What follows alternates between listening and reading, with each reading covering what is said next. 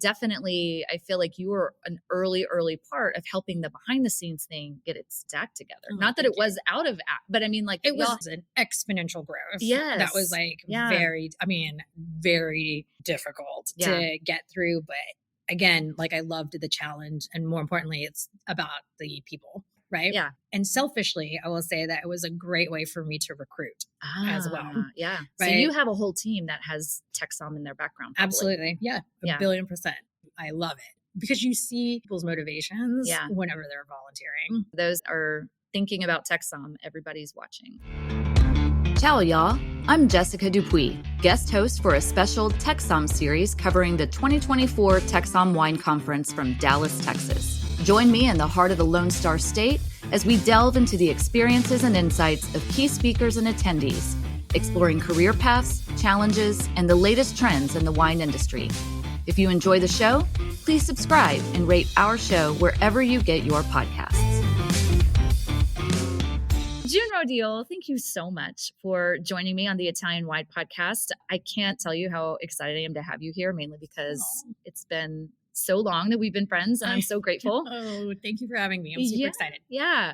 Well, if you could just kind of help everybody out. I know you well. Most of the people in Texas and TexSom wine world know you well and beyond. But give us kind of a little background of who you are, your name, of course, but then also kind of your journey into wine in a short amount of time. Sure.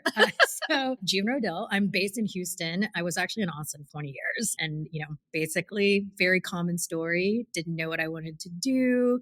Was at University of Texas, had a restaurant job as a server at an Olive Garden. Fantastic. I didn't know that. Yeah, that was my first industry job. Endless breadsticks. Yeah. Honestly, poor college kid in endless breadsticks.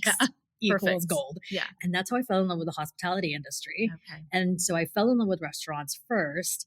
And then after I finished with grad school, I was like, okay, I really, really do love restaurants. And I have a literature degree. So I did not want to go into higher education. Yeah. And that's when I told myself, I'm going to really go for it. Yeah. And I really had an affinity for wine. Like as I was in restaurants, I really found this like affinity for pairings. Mostly that was like the magic moment when food and wine get better because the pairing is so wonderful, like really works together. And that's how I started kind of studying and figuring out how to really become like part of the industry because there's not a lot of, it's not a vocational driven country. So you don't just think like, I'm going to be a chef or I'm going to be a sommelier. Those things are really thought of. And it's also a country where you're not technically supposed to drink until you're 21. So the somm world doesn't really come to you when you're dreaming about who you want to be when you grow up. That's a really good point, right? So it's not something in your youth that you're like, I'm going to do this, unless it's generational. Correct. You own a winery, your family does, that's what your father did, your mother did, etc. So I had to really convince myself like this is a viable industry for me because it wasn't anything that was on my radar. Yeah. And I am, a product of like an Asian household. Like you've got to be studious, a lawyer, a lawyer. A lawyer or doctor. So my parents were very confused. So through that, it was really important for me to find like the guilds or the certifications because it gave me confidence that I was really making the right choice. So I found the Court of Master Sommeliers through just really taking that leap into the industry and then started studying for my MS diploma and what became a Master Sommelier in 2015. Amazing. And now I honestly am in the restaurateur portion of my career where I'm very operationally oriented. I'm the CEO of a Houston-based restaurant group and have opened like 20 restaurants in my life now. That's crazy. And so Goodnight Hospitality, how many are under that umbrella? 4. The current one. 4. Okay. Which are all sensational restaurants. It's not just like, oh yeah, we got 4 restaurants. It's like, if you're going to go anywhere in Houston, you have to have all of those on the list. Oh, I haven't been to Marigold Club. So maybe, we just opened. Yeah, so, maybe not. Maybe not that one. But 3 of them at least are good. No, I'm kidding. So I really love that we're getting to sit down together because first of all, I get to gush about you. But like, second of all, this is the thing. This is what to me, what TexSom is all about. Like when you start maybe as a volunteer that's in the background behind the scenes and you're early on in your career and you're maybe just at certified sommelier level with the court, or maybe you're doing WSET. There's that baby, what am I going to do with my life mentality? Absolutely. But I know I'm hooked on wine in a way, not hopefully, but I have a passion for this. I'm impassioned by it. Yes. Yes. So what I love is the trajectory that some of, now we're all old adults. I know. And old ladies. Yeah, old ladies. And now but we get to say that, you've gone from serving endless bread baskets to, you're the CEO of a company. And this is what's fascinating to me is I think it definitely takes a certain personality, but also someone who understands so much about the industry. You don't just know theory and how to blind taste. You've learned about the business, not only of wine, but of restaurants and how to move about. And so I wonder if you could just talk about that a little bit. How and when did you see opportunities, almost as if you're giving advice to people that are trying to figure out how to get to that point? For sure. I mean, I would say the biggest thing that I did was just observe so much because I was so reticent to really just dive into the industry. I didn't even realize, I was a server for 7 years, during higher education. And it took me 7 years to be actually really think I can do this, because I was, just growing up, you don't think that you have a career in restaurants, right? It's almost like a secondary career. Right. It's what you do when you're going into acting, or when you're in college or whatever. Yeah. It's the thing that pays the bills. And there is almost, I hate to say the word shame, but reticence to just be this is what I love to do. So I observed everything, and I really observed through the operation side, because I loved really successful restaurants where you felt very joyous and had those great occasions. And then it wasn't until probably my 30s that I linked that my parents work all the time. My mom worked as a nurse. Yeah. And so, she would have 16-hour days. So we would never actually eat together. And when we did, the last thing she wanted to do was cook. So we would go, whether it be the Waffle House or a nice steakhouse, those are the most joyous moments with my mom. And so I realized, wow, this is probably why I love this industry, because it has such meaning for me in my personal life as well. So I did a lot of observing in restaurants that I really admired. And I stopped working at restaurants just to pay the bills. I worked at restaurants that I wanted to eat at. Yeah. There you go. Yeah. So my favorite restaurant in 2007 was Uchi, which is now very successful restaurant group in the nation. And I remember being I'm going to go and apply for a job there. And that was the first restaurant job that I had, knowing that I just wanted to be in restaurants. And I applied as a server. Okay. And I had served the chef owner, Tyson, on his wedding anniversary, and he remembered me, and he was like, "Hey girl, hey. I like you. You should come work for me." I went and just left my application there, and he called me on the way home from my house, and he was like, "Where did you go?" And I was like, "Oh, I thought I was just gonna leave my application. Y'all are super popular." And he was like, "Come right back." And I was like, "Oh, okay." Came back, and I could tell that the GM was kind of who is this girl? And why does my boss want me to hire her? So I went through 3 interviews. Okay. For a waitressing job. Wow. Yeah. I've seen their training book early on. Yeah. I honestly, I helped write that. Oh my God. It's fantastic. But it's nothing to laugh at. Yeah. It's real. And I really fell in love with how they ran businesses, and became a manager there, became a wine buyer there. That I was their first beverage director. So they took a leap on me. Yeah. When I took a leap on them. And I still have such a great relationship with that company. And I think so highly of them, because I learned a lot of my operational skills there. Yeah. It was consistency is everything, so that you can manage time to be more creative. I love that. Oh my gosh, you really put that in a nutshell for them, because it's still one of the top restaurants in the city of Austin. And obviously has grown to multiple other branches. And selfishly, I should disclose, I ended up writing their cookbook for them. So I do have a connection to Uchi. But I'm just saying, what I love about what you said is you glommed onto something, because one of their key elements, just like a Danny Meyer situation, is hospitality. Yes.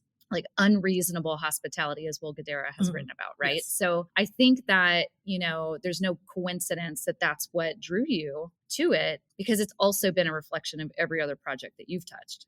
Oh, thank you. But yeah, so talk about that. You went from that to another huge, a couple of big, big stepping stones. James, the founder of TexSom, he actually always said, he's like, you have made really strategic moves in your career. It's uncanny. It really is. I was like, oh, thank you. I just kind of did what I felt I wanted to do next. Yeah. And I will say that every job I've had since Uchi, including Uchi, I thought I was going to retire.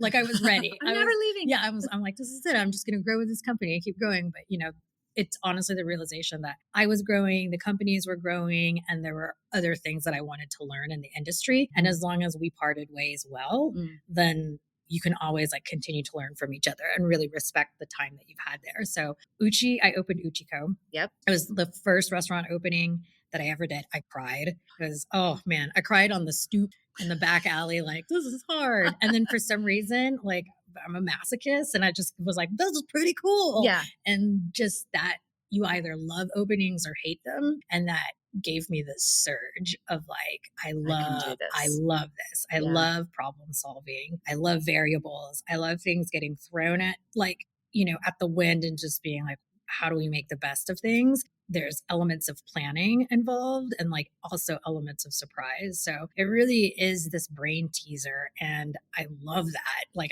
that's how my brain works. I love how those like little things can make something very, very unique. And you're always going to be surprised at the final outcome. Mm-hmm. But if you plan well, that final outcome surprise is going to be 10 times better. Right. So it allows you to be like flexible, yet very organized. How much of that relies on relationships? So much. Mm-hmm. I think so much. There's trust involved, but like, it's so hard when you're like, you've got to trust people. Like that's a process. Yeah. So you have to even create the process of how to trust people whenever you're going through an opening or starting a business, and you have to be wise about it. Right. Yeah. It's not just like, I trust you. Yeah. And that's it. Like, and yes, like I've made so many mistakes, but I think that part of the reason why I love doing that is like you learn from them. And I feel like one day I'll actually open a restaurant where I feel really, really great about myself. Yeah. And there's not you haven't yet? No, never. I think you need a therapist. 1000%. Yes. Go therapy. I mean, seriously, I've had people who have like worked with me for me that are like, wow, is there anything that's enough? And I'm like, no, it's not. But I wholeheartedly say that. I'm like, no, like I'm driven by the next thing. Like, I love it. I'm always thinking about the 10 projects ahead of me. By the time that a restaurant is opening, I think about 3 restaurants ahead. And it's not great for a lot of people. Like they like go in their hidey hole, like, isn't this good enough? So I've had to learn the balance of, as a leader, praise, but pushing as well. Yeah. And it's ongoing. Yeah. The challenge is ongoing. You'll sleep when you're dead. That's how I am. Yeah. But there's a lot of people. It's like I heard it put like the CEO surge. Like when you're surging is when a lot of your employees or your team, your teammates are actually like going downhill. So their hill is a different like heartbeat than yours. And so when I'm on the upslope, like really, really starting to rev my engine, people are ready to like take a rest. Yes. And I have to be okay with that. Yeah. Like I have to make sure that their rhythm is in a good place and just be aware that mine is different. Did it take a while for you to understand that? 1,000,000,000%. Because I was like, just go. Yeah. Why? I've seen that face. Yeah. Just let's go. Like, why? Yeah. Yeah. Just do it. Yeah. Why? Don't you want to do it? And people are like, no. And I'm like, weird. And now I have to say, I understand. Okay. Yeah. Like very good. I hear you. I see you. Yeah. And you want to give them motivation. You don't want to beat them down, and it's just, people have different motivations. So we've been talking for about 10 minutes of your career and we haven't mentioned wine. I know. So isn't that crazy? I want to talk about that because, it's awesome because I'm feeling a lot of thoughts right now that we'll talk about after this interview is over because I'm just like you. I'm like, what's next? Yeah. But what's interesting is wine's still important to you. So important. So you want to talk about that? Like, I mean, yes, you're a master sommelier. Yes, you're these things, but you're running a company. So you have a whole team under you of people you do trust when it comes to wine, for each of these restaurants. But where do you actually get to enjoy it? Do you still enjoy it? Yes. And I will say that there are moments when I don't. Okay. And I have to be okay with that. Mm-hmm. And I'm in this phase. I'm in my wine era again, thank goodness, because there was moments where I'm like, I just don't want to drink right now, or I'm going to drink some mezcal when I get home because it's been a really rough day. Yeah. And I feel like now I'm consuming less, but drinking better. Yes. Which I think is a general trend. Yes. Yeah. It's just like, I'm at the point in my career where I know what I like. And yeah, I'll still sip. I always want to taste new things, but I'm actually investing in the things that I know I love. Yeah. And allowing that journey to happen for the team, I think is important. So giving them a little bit more autonomy with the identities of each concept is quite important. There's so much wine in the world that's really good. I just happen to have had a really lucky career where I've drank a lot of it. And so now that I know what I like, if I don't have time to enjoy it as much as I did in the past, I'm going to drink what I really like. That should be the name of a book, because I feel the same way. I mean, on my end as a journalist, I receive millions of samples, and everybody who knows me who's not in the industry is like, that's so cool. You get so much wine. I'm like, hold on a second. Like, this is my public service to the world, is I taste a lot of not great wine. And I also taste a lot of really great wines. I'm a firm believer that life is too short to just drink a wine because it's wine or something. But if you don't love it, then pour it down the drink. Sorry. Give it to someone else. Yes. Yeah. And that's what I do. I think, having a team who hasn't had access, like, you allow that access to flow to them so that they can also decide what kind of professional they want to be and also what they like. Like, those are two different things. Like, what kind of wine professional am I going to be versus what I actually want to drink at home and enjoy. Like, they definitely, there's a kismet between those two things, but they can actually work successfully outside of that. Like, yes, I love Burgundy. Big surprise. Like, woo, big surprise. Like, oh, you like Burgundy and Brunello and Barolo? But now I feel like I'm in the place where I have tasted so many other things that I can go back to those loves and really enjoy them. And not just be like, memorize this. Like, my taste memory is there. And now I want to really capture those memories in different instances than studying or just for work. It needs to be just enjoyable. Yeah, exactly. It's interesting. So let's bring it back to TexSom real quick. You are giving, or have given, I can't remember which day we're on, but okay. So the seminar you're leading is on answering the question, so you want to be a sommelier. Yes. What are you going to tell people, or what have you told people? Oh, so we actually went deep in terms of economics and financials. Boring. I know. So boring. So boring. No, but actually, why? Why did you go that way? Well, because I think that there's this recent article in the New York Times about, like, the twilight of the American sommelier. And I was quoted in it. You were, I remember. And it was like, one of my biggest things was like, you can't do what you love 100% of the time. And I think that there was this dream when, like, this new era of sommelier in America, that's all you did. You just pop bottles and they're all, and you sell it and it's free flowing and blah. And like, you're like, no, like, in no world, you're not doing it right. That's not a career. There's always a portion, a duty, an aspect that isn't going to be 100% passionate in parts of your job. So I just really wanted to, like, level up and be honest with people about those expectations, but also really, like, bring knowledge to how people get paid. There's also, I mean, I am a transparent human being. Like, I love being like, this is how we pay our somms. This is how we pay our managers. This is what they make. This is how I get to this number. And then now with other projects, like private labels or like other outlets of financials, like how people get paid. Like, if you're moving into distribution, this is how distribution channels are paid. This is how import channels are paid. Marketing firms, PR firms. Here are common ways to accept money as a consultant. Like, nobody really talks about all of that. And then one of my favorite things is my co-prisoner, Bram Callahan, he and I both have private labels. Well, he has actually wine and I do private label, different things. But we broke it down to, like, price per gallon of grapes to juice, plus all of the laid-in costs and how it gets to a retailer at $24.99. Like, down to the penny of what those costs look like, how people gain their margins and get paid. I mean, not a lot of people do that, but I think it's important to know. I interned for an importer for 3 months before I decided, like, I'm going to buy wine for restaurants, and knowing that side of the industry made me a better somm. You did that with intention. Yes. That's fascinating. I didn't know if I wanted to be on the supply side or the restaurant side. Okay. I knew that I loved restaurants, but I also knew that I loved wine. So I wanted to see the full circle. Yeah. You know, absolutely. That's really fascinating. Did you get many questions in the seminar? Like, were people like, we had questions. I think, you know, the DTC market was very provocative for people, like how that's priced. So direct to consumer is such a huge, I don't want to say concern, but it's such a huge bullet point, I think, for every winery, especially domestically. And a lot of people in restaurants have no idea how that portion of the market works. And it's so important to wineries and beloved wineries, right? Yes. And so really understanding that marketing structure, but also like why wineries love it. And you're like, yeah, because they make a lot of money. Yes.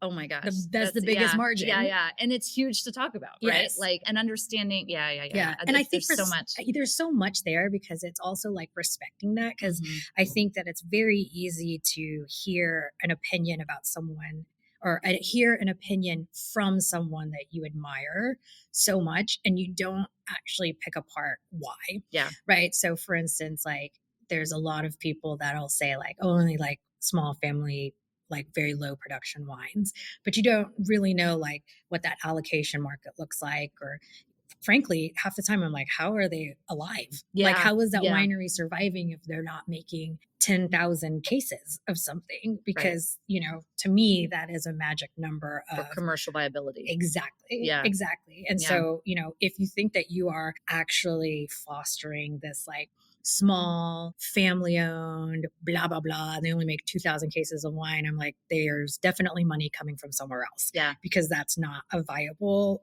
economic structure. Yeah. Right. Or it's something extremely generational.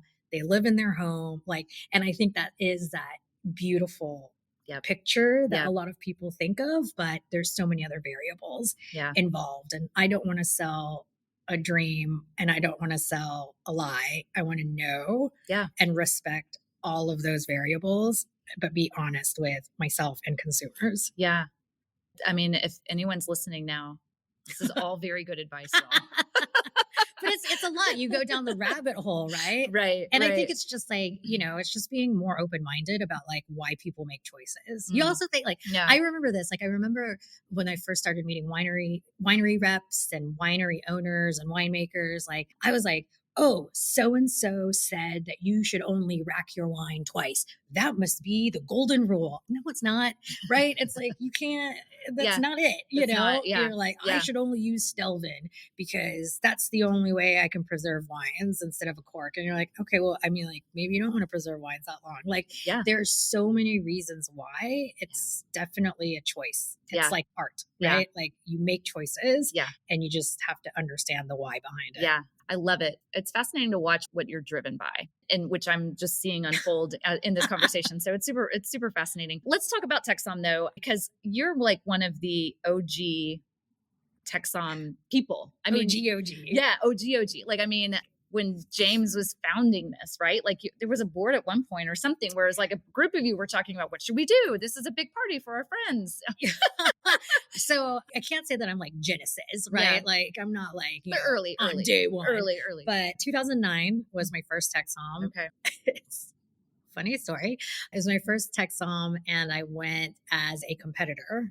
Oh yeah, because you used to do like best sommelier or whatever. Yeah, it was the best sommelier competition, and it was because I didn't know what the hell I was doing. And so I had a friend who had won, and they were like, "You should try this out. This is going to help you pass the certified exam for the Court of Master Sommeliers." And I just really didn't have a peer group at the time, except for like one or two people. I was very fresh in terms of like, I want to do this. The wine industry captivates me, and so I just jumped in, and I was like, I'll just sign up for this competition because it's going to help me pass a test, right? I'm just going to get my reps in. Yeah.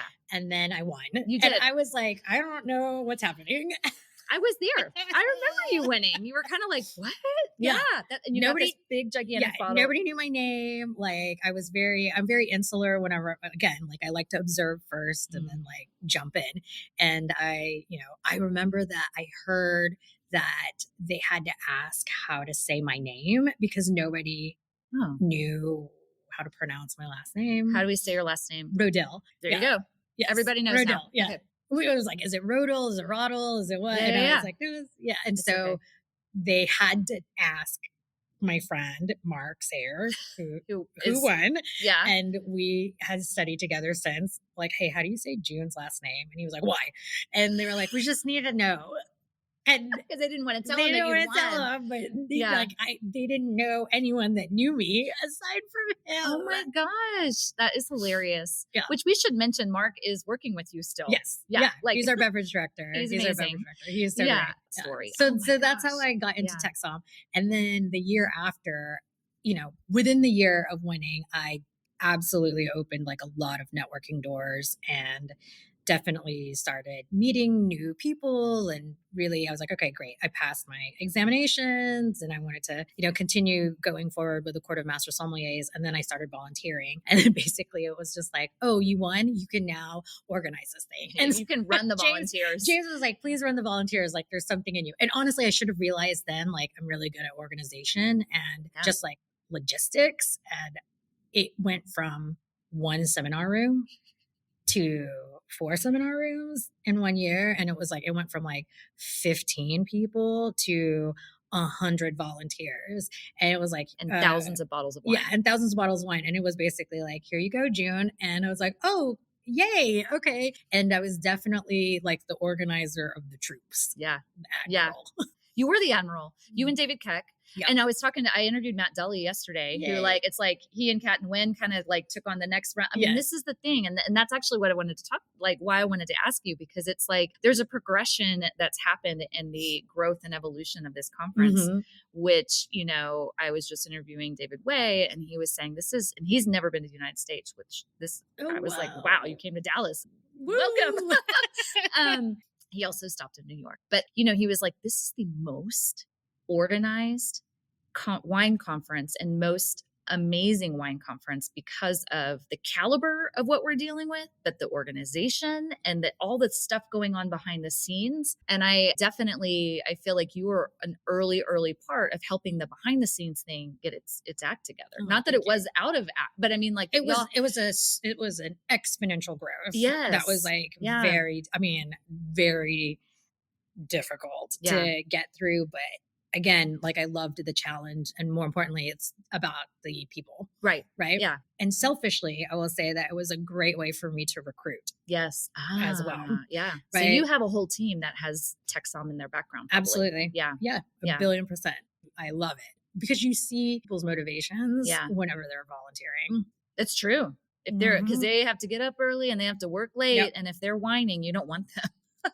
Exactly. And if they're like always willing to like help out or say like, what can I do to jump in? Or, you see their genuine interest in wine. Yeah. You see mentorship as well. Yeah. Right. Like you see a lot of people's personalities whenever they're giving their time for free. Yeah.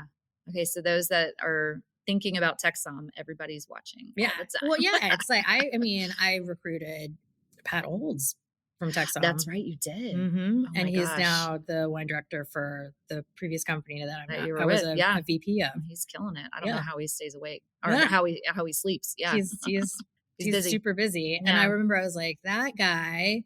I mean, I was like, that kid has never lived outside of St. Louis, and it's time for him to grow. Yeah.